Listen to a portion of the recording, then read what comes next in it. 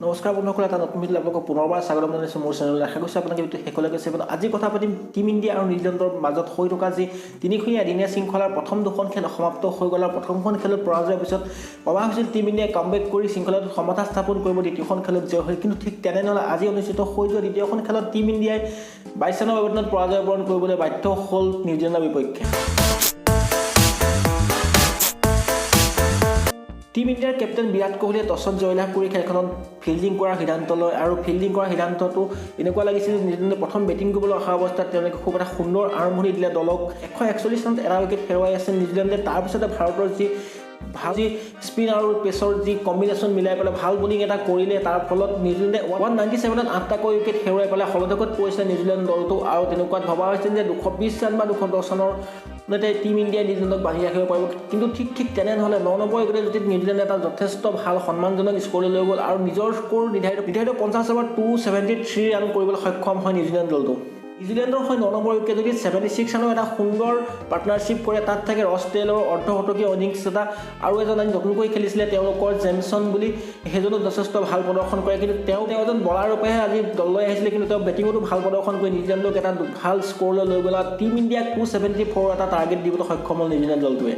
Team ইণ্ডিয়াৰ হৈ Yuzvendra চাহলে 3টাকৈ wicket দখল কৰাৰ বিপৰীতে ৰবীন্দ্ৰ জাদেজাই এটা উইকেট দখল কৰে আৰু শাৰ্দুল ঠাকুৰে 2টা উইকেট দখল কৰিবলৈ সক্ষম হয়। 274 ৰানৰ টাৰ্গেট আগত লৈ পেলাই টিম ইণ্ডিয়াই বেটিং কৰিবলৈ আহোঁতেই দুইজন অপেনাৰ খুব কম ৰানতে আউট হোৱাৰ পিছতে অধিনায়ক বিৰাট কোহলীও 15 ৰান কৰি আউট হ'ব। তাৰপিছতে টিম ইণ্ডিয়া যথেষ্ট প্ৰব্লেমত পৰিলে আৰু শ্ৰেয়স আয়াৰে এটা অৰ্ধশতকীয় ইনিংছ খেলে যদিও সেই ইনিংছটো তেওঁ আগুৱাই নিব নোৱাৰিলে আৰু এটা ভুল শ্বট খেলি তেওঁ আউট হ'ব লগা হয়। তাৰপিছতে KL ৰাহুলো আজি খুব কম ৰানতে আউট হয়। তাৰপিছতে কেদাৰ যাদৱক ইমান সুযোগ দি থকা হৈছে, কিন্তু কেদাৰ যাদৱেও সেই সুযোগৰ ভাল ফল দেখুৱাব নোৱাৰিলে, তেওঁ আউট হ'ব লগা হয়। তাৰপিছতে এনেকুৱা এটা অৱস্থা হ'ল যে 153 ৰানত টিম ইণ্ডিয়া 7টাকৈ উইকেট হেৰুৱাই ভবা হৈছিল টিম ইণ্ডিয়াই 200ৰ দেউনাও পাৰ হ'ব নোৱাৰিব আৰু খুব সহজে খেলখনত পৰাজয় বৰণ কৰিব। কিন্তু তেনে নহ'ল। ৰবীন্দ্ৰ জাদেজা আৰু নৱদীপ চাইনীয়ে এটা খুব সুন্দৰ পাৰ্টনাৰশ্বিপ কৰে আৰু সেই পাৰ্টনাৰশ্বিপটোৱে খেলখনত জয়ৰ নিচেই কাষ লৈ গৈছিল যদিও নৱদীপ চাইনী আউট হ'ল। তাৰপিছতে ৰবীন্দ্ৰ জাদেজাও 47 নম্বৰ অভাৰত আউট হয় আৰু খেলখনত 22 ৰান বাকী থাকিলে কৰিবলৈ।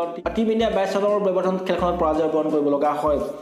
টিম ইণ্ডিয়া নিউজিলেণ্ডক গৈ পেলাই 5খনীয়া যি T20 শৃংখলা আছিল তাত ভাল প্ৰদৰ্শনেৰে 5-0 ব্যৱধানত পৰাজয় কৰিবলৈ সক্ষম হ'ল নিউজিলেণ্ডক, ঘৰুৱা দল নিউজিলেণ্ডক। তাৰপিছতে 3খনীয়া এদিনীয়া শৃংখলাত প্ৰথম দুখনতে পৰাজয় বৰণ কৰিলে। কিয় এই পৰাজয় কি কাৰণ হ'ব পাৰে আপোনালোকে মোক কমেণ্ট বক্সত কমেণ্ট কৰি জনাবচোন। আৰু 3খনীয়া এদিনীয়া শৃংখলাটোৰ এখন খেল বাকী থকা অৱস্থাতে 2-0 ব্যৱধানত পৰাজয় বৰণ কৰিলে শৃংখলাটোত। আৰু 3 নম্বৰখন খেল 11 ফেব্ৰুৱাৰীত অনুষ্ঠিত হ'ব। টিম ইণ্ডিয়া সেইখন খেলত জয়ী হ'বলৈ যথেষ্ট কষ্ট কৰিব। ইকনমিৰ যি সন্মান সেই সন্মান ৰক্ষা কৰিবলৈ হ'লে টিম ইণ্ডিয়া 3 নম্বৰ খেলত জয়লাভ কৰিবলৈ যথেষ্ট প্ৰয়োজন হৈ পৰিছে। বন্ধুসকল, ভিডিঅ'টো ইমানখিনিয়ে। যদি ভাল পালে লাইক কৰিব, শ্বেয়াৰ কৰিব আৰু যদি চেনেল নতুনকৈ আহিছে আপোনালোকে ছাবস্ক্ৰাইব কৰিহে যাব।